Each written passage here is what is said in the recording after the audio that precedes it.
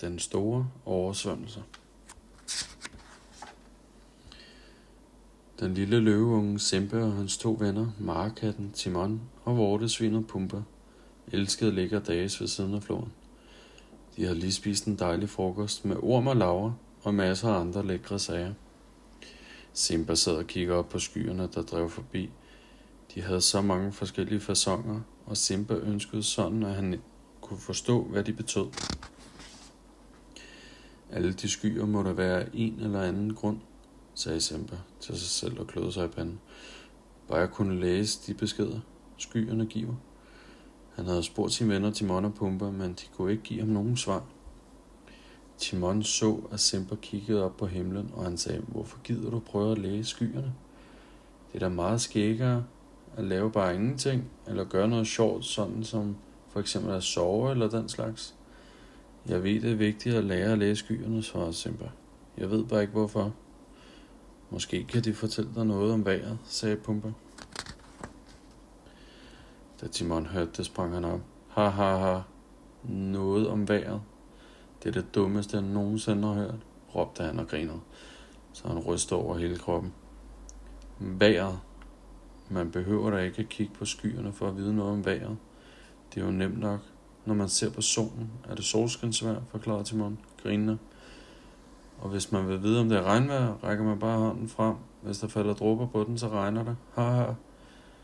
Pumba syntes ikke, at Timon var spor morsom, så han besluttede sig til at tage en svømmetur i det dejlige vejr. Simba sukkede. Han har stadig ikke fundet ud af, hvordan man kunne læse skyernes beskeder. Se selv, fortsatte Timon og rakte hånden frem. Det regner ikke lige nu. Pludselig sprang Pumba fra en træstamme lige ned i floden. Det gav et kæmpe plask, og vandet sprøjter højt til værs og faldt lige ned på Timon. Hej Timon, råbte Pumba ud fra vandet. Din hånd er helt våd, så må det vel betyde, at det regner. Pumba grinede, så hans mave rystede og sendte bølger hen over vandet. Simba lå også, men Timon synes ikke, det var spor sjovt. Det kan godt være, at I to synes, det er morsomt, men det er det bare ikke, sagde Timon. Når ens hænder bliver våde, så er det regnvejr. Det var jo det, jeg lige sagde. Og så må det være regnvejr nu, svarede Pumba. Og så fik han og Simba et nyt grineanfald. Timon så sur ud og rystede vandet af sin pels. Meget, meget morsomt, mumlede han. Så var det tid for Simba og Pumba at gå over til deres yndlingssovested. Simba strakte sig og gabede. Nå ja, jeg kan vel lære at læse skyerne en anden gang, sagde han søvnigt. Men lige nu er solen så varm, og her er så dejligt, og han faldt i søvn. Timon brokkede sig stadig over sit uventede bad, mens han tørrede sin pels. Men så gik også han over til de andre for at få sig en eftermiddagslur. Da der var gået lidt, kom deres ven giraffen Astron. Hej, så er det tid til at vågne op, sagde han. Vil I ikke hellere lege? Jo, lad os lege, sagde Pumba, og bagefter kan vi spise, og så kan vi tage os en lille lur igen. Min mor skal have en baby, fortalte Astron.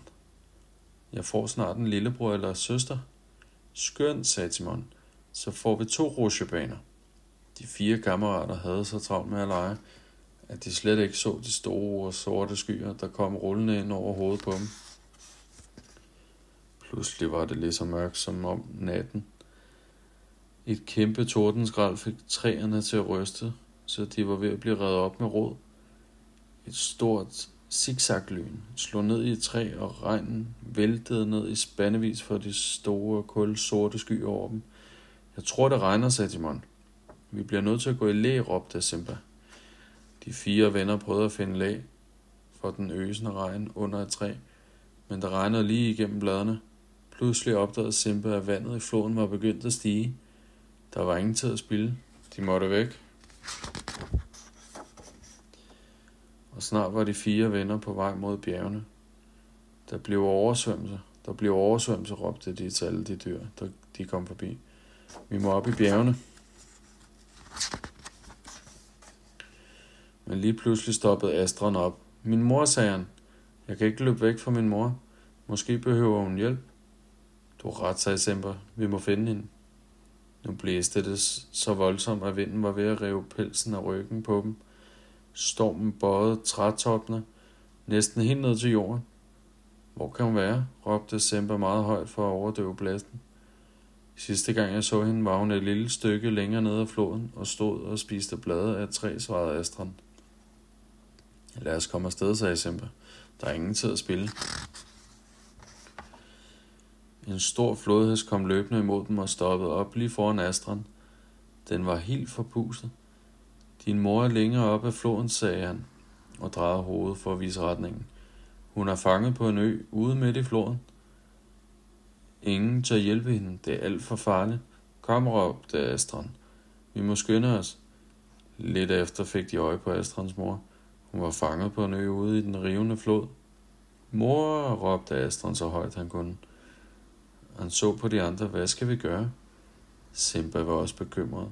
Hvis bare han havde vidst nok om skyer til at se stormen komme, kunne han have advaret alle de andre dyr. Og så ville Astrids mor ikke have været i fare nu. Men der var ikke tid til at tænke på skyer nu. De måtte redde Astrids mor, og pludselig fik Simba en idé. Vi bliver nødt til at bygge en tømmerflåde, råbte han til de andre. Og snart var der 4 venner i fuld sving. Astrid trak lianer ned fra træerne, mens Timon og Pumba samlede træstammer til en tømmerflåde. Timon sprang ud på de stammer, der flød i vandet, og skubbede dem ind mod bredden. Nu kom det sværeste af det hele, for nu skulle de binde træstammerne sammen. Men det fandt de også en løsning på. Pumba hoppede op på den ene ende af træstammerne, så Astrid og Timon kunne sno lianerne om dem, og så bandt Simba dem stramt sammen. Lad os skubbe den ud i floden, råbte Simba. Så prøver Astrid og jeg at komme ud til øen, og snart var de ude i floden, hvor det brusende vand smed rundt med tømmerflåden, som om det var en lille bitte gren. Men Astrid og Simba holdt godt fast. Floden drev tæt ind mod øen, men ikke tæt nok. Åh nej, råbte Astrid. Vi rammer ikke øen. Mor, vi driver forbi. Der er kun én ting at gøre, sagde Simba. Han tog den ene ende af lianen mellem tænderne og bandt den anden ende til tømmerflåden, og så tog han ellers tilløb og sprang ind mod øen. Plask. Simbas forpoter landede på øen, men resten af ham var i vandet. Han kæmpede for at komme op på øen, mens vandet slog mod hans krop og prøvede at trække ham ned. Men lige som vandet var ved at trække ham med sig, strakte Astrids mor sin lange hals ud og trak Simba ind på land. Heldigvis havde Simba stadig godt fat i lianen, så sammen med Astrids mor fik han snart trukket tømmerflåden tæt ind til øen. Astrid var meget glad for at se sin mor igen. Åh, mor, sagde han, jeg var så bekymret for dig. Skynd dig nu ombord. Og som den sidste sprang Simba ombord på tømmerflåden. Nu skal vi bare finde ud af, hvordan vi kommer tilbage til bredden igen, sagde han. Og det blev sandelig en farlig tur, men heldigvis førte den rivende strøm flåden lige ind mod bredden, hvor Timon og Pumba ventede. Da de var kommet i land, sagde Astrids mor, jeg tror, at Astrid snart får en lillebror eller lillesøster. Jeg ved, hvor vi kan tage dig med hen, sagde Timon. Til hulen i siden på det bjerg, hvor vi sommetider leger. Simba så op på himlen, som var det ved at klare op. Det holder snart op med at regne, sagde han, og pludselig forstod han, at måske var han ved at lære at læse skyerne.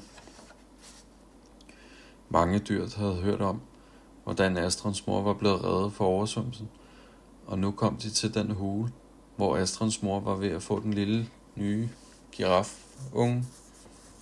De roste alle sammen Simba og hans mod.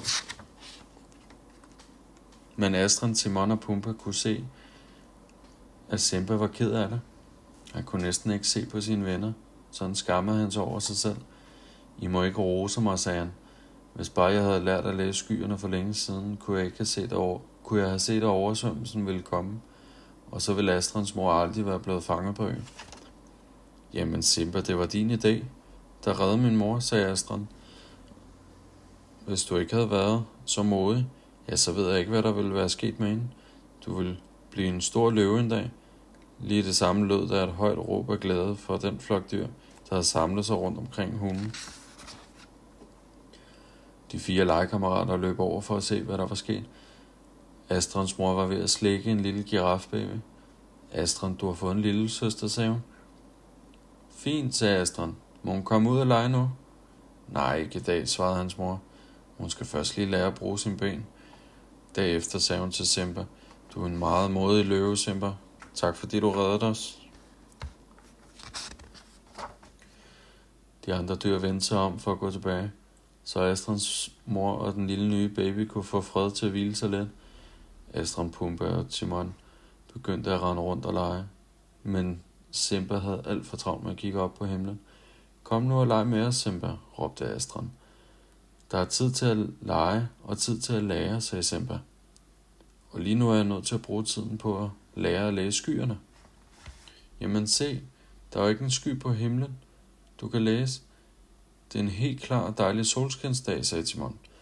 Simba så op på himlen og opdagede, at Timon havde fuldstændig ret. Pumba havde det hårdt i varmen og besluttede, at det var tid til en svømmetur og lidt skæg. Han sprang i vandet fra en træstamme og sendte et enormt sprøjt op i luften og lige ned over Timon. Ja, jeg synes, det ligner regnvejr, sagde Simba. Astron, Simba og Pumba grinede, til de fik ondt i maven. Timon var rasende. Han syntes ikke, det var spor sjovt, men da han hørte de andre grinede, kunne han alligevel ikke lade være med at smile. Ja, Simba. Jeg er sikker på, at en dag skal du nok lære at læse skyerne, sagde han. Og lige pludselig begyndte han også selv at skraldgrine. Det havde sandelig været en begivenhedsrig dag for de 4 venner.